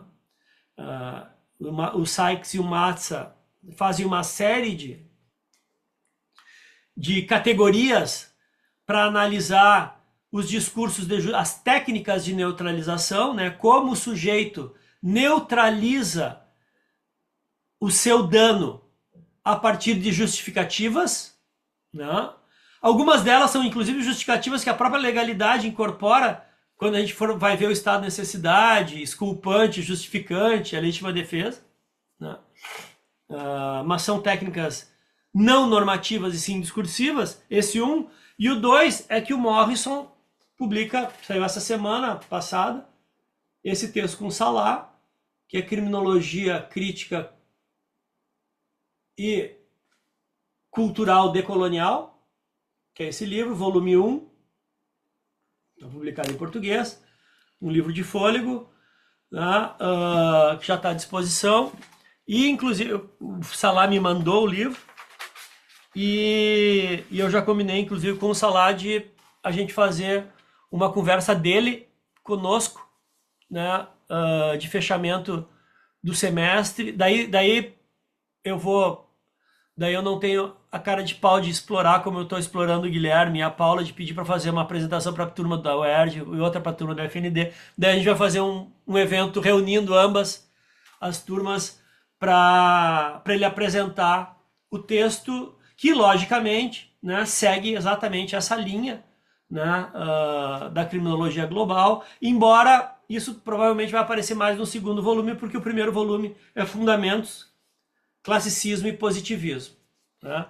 Mas tem uma estrutura muito parecida em termos de narrativa com esse texto do Alarria e do Codino, que quando eu fiz uma postagem agora recente sobre o Codino e Alarria, nos comentários foi de que já estava sendo traduzido, né? Então nós vamos ter a decolonização da criminologia na América, né, em português das próximas, provavelmente em 2025 a gente já tenha a tradução, o que, embora, né, normalmente não há muita dificuldade de ler em espanhol, né, sobretudo na pós-graduação, mas sobretudo para graduação, né, facilita muito, né, ter o texto em português.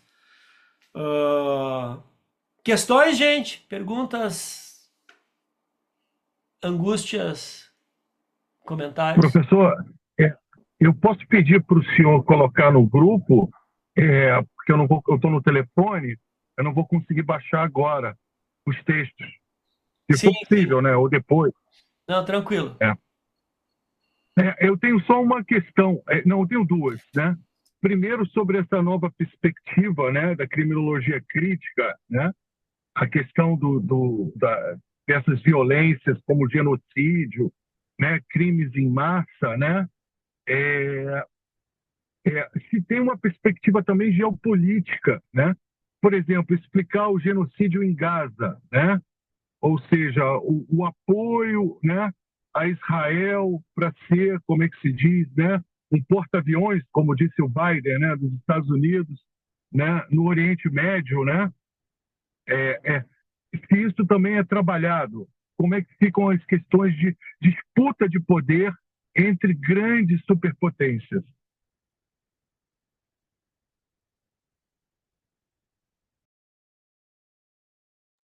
É melhor responder primeiro, ou Guilherme, ou você já quer ouvir todas as perguntas e depois você responde? Não, posso responder.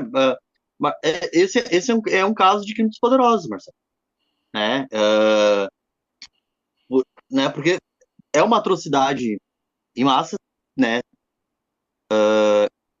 Tem diversas nuances, né? Nuances econômicas, nuances políticas, né? E eu acho, sim, que a criminologia tem que se debruçar sobre esse objeto. Né? Tem que ser objeto da criminologia, né? E o aspecto geopolítico entra nisso, né? Da criminologia global, né? De nós compreendermos que há essas relações, há uma relação, né, de interesses entre determinados países em face de outros, e aí nós poderíamos aqui analisar, né, a Palestina como um país que sofre a questão colonial, e outros países, né, do Oriente Médio também, em relação a outros países do norte global, né, com as ideias e com as forças de repressão, etc. Então, se trata de um objeto da nova crítica tecnológica, né, dos crimes dos poderosos. Mas eu diria que Acho não. que sim. O que a gente tem que fazer, né, eu acho que a perspectiva, né, é ultrapassar a atomização estatal, né? Porque normalmente a resposta seria mais de uma relação entre estados e a falta de controle dessas relações entre poderes públicos, né? Que eu acho que essa perspectiva da nova crítica criminológica possibilita é ver, bom, quais as implicações empresariais que fomentam isso, né? Desde indústria armamentista, né, até indústria de construção civil, né? Porque já tem bem claro hoje, né, como essas máquinas de guerra funcionam para destruir, para possibilitar reconstrução, né? No caso Em de termos Gaza, de mestre, engenharia o gás civil, também. O gás não, também. No litoral de Gaza. toda, toda a infraestrutura, né? Toda a infraestrutura, né? Isso já tem estudos bem impactantes em relação a essas relações. Fala, Rebeca. A professora, a professora Wanda Capeller tem um texto que é sobre novas cognições penais globais, que ela vai falar sobre os drones, né, de como que a França, né, há uma indústria de drones que é operacionalizada pelo serviço militar no Oriente, né, e isso gera uma série de configurações penais que vão se espraiar pelo mundo, né, que ela vai chamar de novas cognições penais exatamente porque depois da lógica do terrorismo, né, isso vem, né, que o Morrison vai abrir, né, explicando uh, o terrorismo, né, após isso uma série de normas penais, né, segue uma lógica que não é, uma série de países segue uma lógica que não é dos problemas seus, né, como, por exemplo, o Brasil tratar de um problema né, que não faz parte da sua realidade, exatamente pela ameaça, né, pela possibilidade, que é uma possibilidade criada por países norte-globais e que acaba criando uma série de dispositivos penais recrudescidos, né, e isso vem com interesses econômicos, né, também, né, de produção de material bélico, então há toda uma relação. Só um parênteses. É, a minha dúvida, na verdade, ela vem de um lugar assim de pouco conhecimento sobre o tema, assim, de crimes poderosos, etc. Mas é sobre entender um pouco melhor o objeto dessa nova crítica criminológica, no sentido de que como seria definido essa ideia de crime? Por exemplo, em relação às relações entre países ou às relações coloniais, por exemplo, porque eram coisas que são violências, né? E são institucionalizadas muitas vezes. Então, assim, eu queria entender um pouco melhor esse objeto como crime, se é a partir do dano social, se é a partir da violência. Eu fiquei um pouco em dúvida. Perfeita a tua pergunta, Rebeca. Acho que eu tenho aqui o texto do. Não, é o artigo. Aqui tem um artigo no livro do professor Salo, que é sobre o Roberto Lira, né? Sobre esse autor aqui, que vai ter uma diferenciação ali que o autor estabelece, né, o Roberto Lira, entre crime e criminalidade, né? A criminalidade, o crime como um fenômeno, né, próprio do mundo normativo, a criminalidade como uma percepção do fenômeno no sentido sociológico, né? E aqui quando a gente fala de crimes dos poderosos, né, a gente está questionando condutas que são lícitas. Então nós não nem, né, a gente pode questionar, né, as condutas lícitas, né? Esse que é o ponto de ampliação do objeto. Então a gente vai trabalhar com essa perspectiva, né, de criminalidade. A gente usa o termo crime, mas não no sentido normativo propriamente, né, mas como um olhar político a partir de um fenômeno mais amplo. entende? Mas Então, é quando a gente fala vinculado a dano. É vinculado a dano social. Macros danos. vinculado a dano, isso, vinculado a dano social, tem que ter uma produção de dano, essa é a questão. Não é simplesmente questionar uma conduta, né, por questionar de maneira vaga, né? É questionar por que essa produção de dano não passa por uma tutela e fazer esse exercício que o Ferrari propõe, né? De questionar por que bens jurídicos sem lesividade têm uma reação estatal, enquanto outras condutas que causam uma alta produção de dano, né, não passa por uma observação de tutela de bens jurídicos.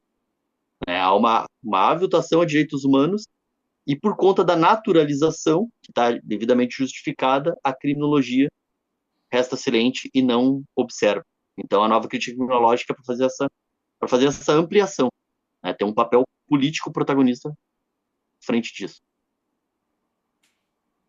Pode falar, professor Saulo, eu acho que te interrompi. Não. Eu só referi a essa questão da alta danosidade social, né? Mesmo de condutas reguladas.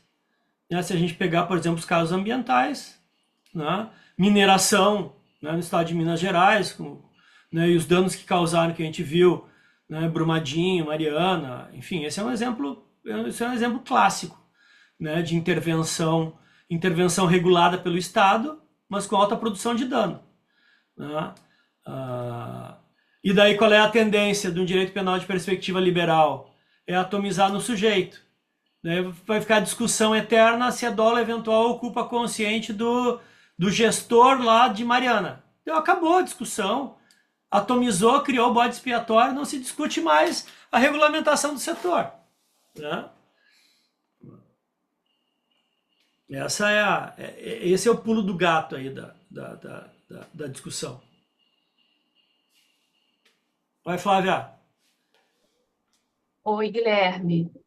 Parabéns pela exposição, né? Enfim, o fragmento da tese que a gente leu é maravilhoso. Acaba não sendo uma temática da qual eu esteja próxima. Eu fiquei aqui pensando, enfim, várias coisas, né? Por motivo óbvio, né, pelo que eu estou pesquisando, essa coisa do colonialismo tardio, né, me chamou muita atenção, toda a discussão que você faz sobre essa lógica neoliberal que atravessa o Estado, né, fazendo uma mutação da forma de agir do Estado. E aí, enfim, você trouxe aí exemplos de crime dos poderosos. Aí eu fiquei me perguntando assim, sobre essa prática, né, que não é nenhuma novidade, essas práticas corruptivas no Brasil, que inclusive acontecem em larga escala antes mesmo da gente ter aí sistematizado esse pensamento, esse modo de gerir do Estado a partir do neoliberalismo, como a construção das hidrelétricas no tempo da ditadura, enfim, as grandes estatais, em que essa lógica que permeia a saúde, ela já existia. Eu fiquei me perguntando, posso estar falando nada com coisa nenhuma, mas eu fiquei me perguntando, isso é o fruto desse colonialismo tardio? Porque a sensação que eu tenho é que, para além do que o Estado neoliberal, né, na atualidade, enfim, redireciona a gestão estatal, há uma cultura, eu não sei se eu estou falando besteira, mas uma cultura muito enraizada no próprio país em relação às práticas corruptivas. Se você puder falar algo em relação a isso, eu não estou viajando demais.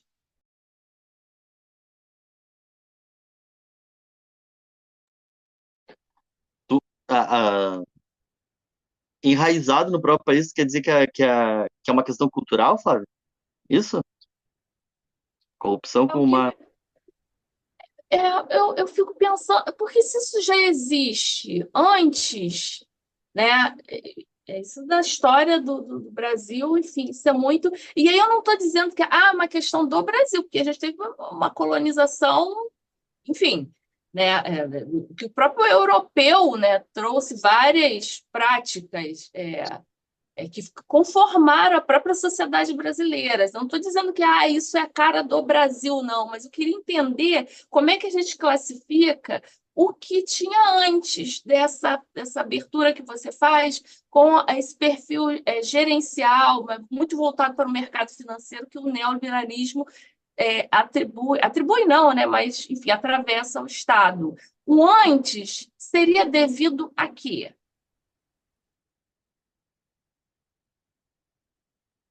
A gente observa essas. Tá aberto o microfone? Tá.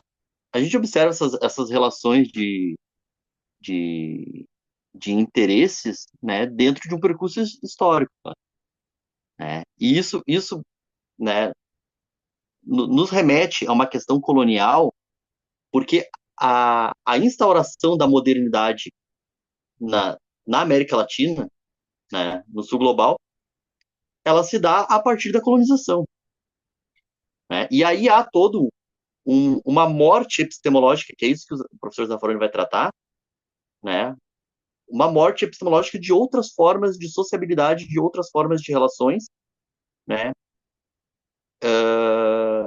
E que, inclusive, restariam ausente a aplicação punitiva, né? Porque a nossa racionalidade punitiva é uma racionalidade derivada dessa instauração colonial, né? Então, basicamente, né, tudo que se faz a nível de mercado por aqui, né, que não vai ter uma outra perspectiva de relação diferente da do capitalismo, né, está subordinada a essa questão colonial. Entende, Flávio? Então, não existe. Para se falar de um antes, é preciso retornar aos povos originários. E essa vai ser uma proposta que o Zaffaroni vai fazer lá no livro Colonização Punitiva e Totalitarismo Financeiro, quando ele vai dizer que nós precisamos. Claro, há uma série de saberes que nós já não temos conhecimento porque o projeto colonial matou, né? Eliminou, né? E essa morte epistêmica, né, própria do Sul é o que nos impossibilita sair dessa armadilha de pensar apenas Isso a aqui é da punição Da como Vinci, resposta. tá? Quem tá aqui no Rio, na frente do Largo da Carioca ali, tá a livraria. É muito bom esse livro. E bom, também que daria para falar, né, do Zaffaroni, né? Comentar que é muito bom o livro.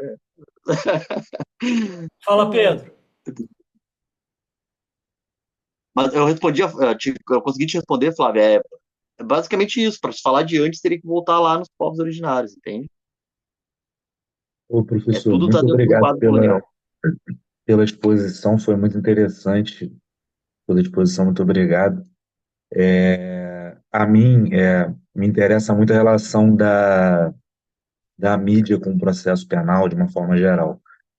E aí eu vi até que no fragmento que a gente recebeu da sua tese, você trata um pouco dessa questão, e aí eu até queria ouvir um pouco de você, porque enquanto eu estava te ouvindo, eu pensei muito na atual situação que a gente está vivendo em relação a queimadas, né, no Brasil inteiro, e de como o discurso da mídia tenta, de certa forma, naturalizar a atividade lícita e ilícita do agro, né, do agrobusiness aí, que gerou essa situação.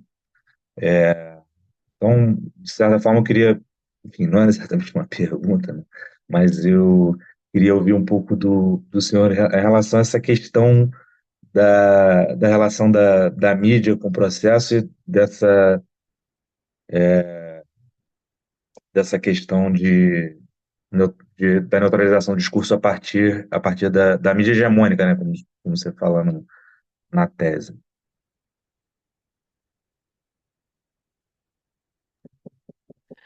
Esse é um objeto. Eu não me debruço tanto sobre a exploração da mídia ali na tese, né?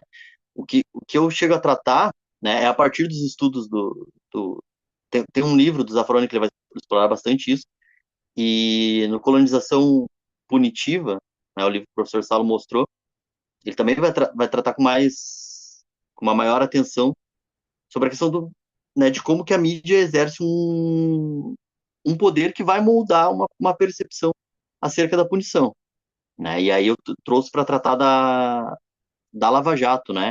De como que o discurso moralizante, né, acerca das condutas, eles são produzidos a partir de uma imagem, né? A partir de uma espetacularização, né? Principalmente hoje, né? Que, bom, a gente já tem o Debord falando da sociedade do espetáculo, né? Que ele vai tratar essa ideia de que a informação ela é um produto, né? Que a imagem, né? Uma imagem, ela passa a ter um aspecto vendável por si só, um aspecto comercial por si só, né? E hoje, com, com, com, com a mídia, né? E com os novos formatos de mídia, né?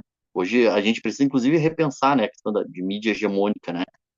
O que seria, né, a mídia hegemônica com as novas tendências digitais e com as novas grandes corporações, né, que inclusive desafiam o sistema de justiça criminal de outros países, né, qual que é o nível de poder, como que se dá essas relações, e é um objeto muito interessante. Acho que a gente tem que seguir dialogando sobre isso, Pedro. Acho que seguir trabalhando, né? Esse é o teu objeto de pesquisa? O meu especificamente é sobre Lava Jato também, mas mais a influência da mídia, especificamente do Jornal Nacional, em decisões do STF ao longo da Lava Jato.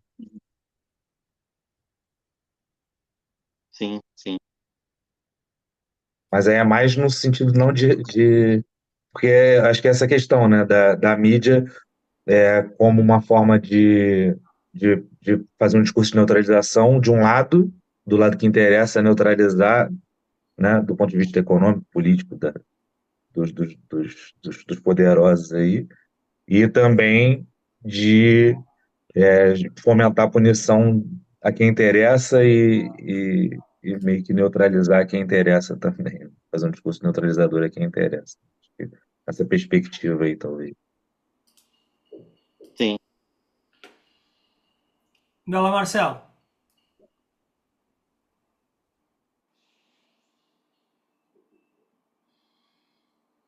Foi uma questão que surgiu, né? Que o senhor falou também de uma certa, não sei se seria uma fragilização do poder em determinadas circunstâncias, porque o Zaffaroni, a perspectiva do genocídio, né, que eu estou pensando aqui, o Zaffaroni fala naquele livro O Inimigo no Direito Penal, analisando os fatos que ocorreram desde do 11 de setembro de 2001, nessa fase acelerada da globalização, ele analisa sobre a perda, né, dos estados, né, do poder soberano dos estados, e também a perda dos organismos internacionais, porque o direito internacional público está em absoluto declínio.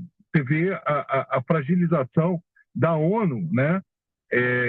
E mesmo depois da decisão da Corte Internacional de Justiça que a África do Sul levou, né, a incapacidade de estipular um freio ao que está acontecendo, né, no Oriente Médio.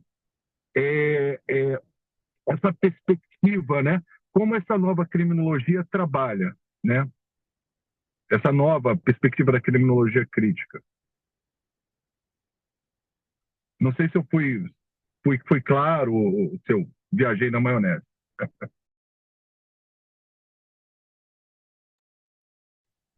Como que trabalha a fragilização de organismos estatais? É isso? Isso mesmo. É, a grande questão é se há uma fragilização ou se há uma relação, né? Em que ponto que há essa fragilização, Marcela? Você tem que pensar, né? Por exemplo, se uma grande corporação é impulsionada por incentivo estatal de um país do norte global para ter relações comerciais, né, em um país do sul global e inviabilizar a produção de determinado material no sul global em benefício dessa corporação e desse país, né, a gente tem a gente tem uma exploração, né, em uma lógica colonial. Basicamente é isso, uma lógica colonial, né? E, e há determinados países que exercem esse maior poder, né, em conluio com as suas corporações, né, sede. E há também casos em que as próprias corporações sedes colocam seus países no sentido de refém, né? Porque tem determinados casos em que o valor, né, de mercado de uma corporação é maior do que o PIB do próprio país. Eu cito alguns casos, né, na tese sobre isso. E então é um exercício de poder díspare, né? Então a gente tem que analisar caso a caso, né? Como que vai funcionar isso? Mas acho que dentro de uma ideia neoliberal, não é uma fragilização, sabe? Mas são relações que acabam subordinando os outros, né? Até de conluio, né? De elites locais, porque em países subdesenvolvidos você vai ter as elites locais fazendo essa relação, né? E aí os agentes poderosos acabam mantendo a sua hegemonia. Não sei se eu cheguei a te responder, Marcelo. Direitinho. Não, sim, sim, sim. Bom, gente, nosso teto, até se a gente estivesse na faculdade, a gente iria mais longe hoje, né? Mas como eu particularmente tenho que me deslocar agora para a faculdade, porque eu dou aula uma, né? Então eu vou, vou agradecer o Guilherme. Muito obrigado, Guilherme. De qualquer forma, Guilherme também vai, assim como a Paula,